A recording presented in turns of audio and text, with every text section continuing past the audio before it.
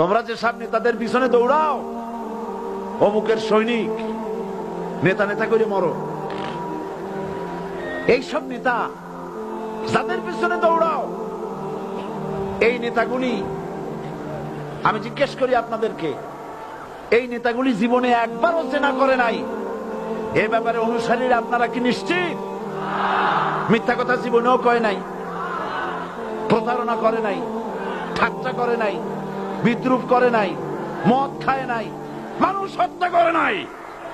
কিসের নেতা? নেতা হচ্ছেন সেই ব্যক্তি যিনি বলেছেন, ও আমার স্ত্রীরা, ও আমার সাহাবীরা, রাতের আধারে আমার মধ্যে যা আচরণ দেখতে পাও, দিনের আলোতে আমার মধ্যে যা দেখতে পাও, সবগুলি খুলে খুলে মানুষের কাছে বলে দাও।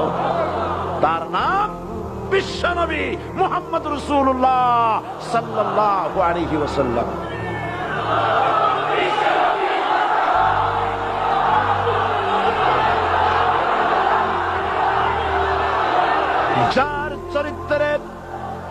যার চরিত্রের সার্টিফিকেট আল্লাহ রাব্বুল আলামিন নিজে দিচ্ছেন, ওয়া ইন্নাকা লাআলা খুলুকিন আযীম।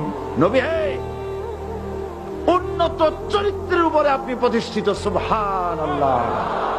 কে সার্টিফিকেট দিচ্ছেন?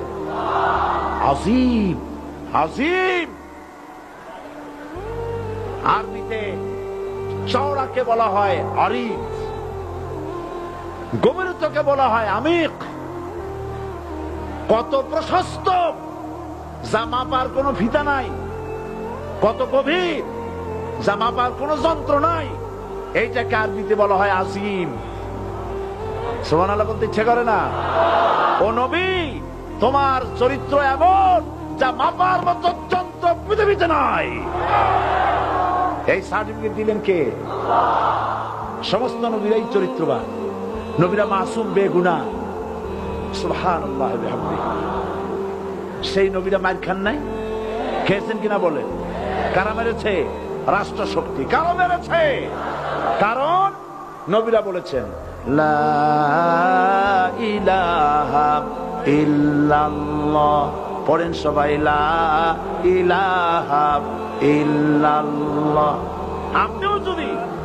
আপনিও যদি নবীদের মতো, সাহাবীদের মতো বুঝা এই কলেমার দাওয়াত দেন, বাধা আসবেই। বোঝাবুঝির ব্যাপার, বুঝতেই সারল। কত মাহফিল হয় বাংলাদেশে, হয় না? কোনো বাধা নাই, ঠিক কিনা? কত পূজা হয়, পার্বণ হয়, গান হয়, থিয়েটার হয়, গুনাহগার বিবির গান হয়, কত কিছু হয়। কোনো বাধা আছে? তাফসীরের মাহফিলে বাধা।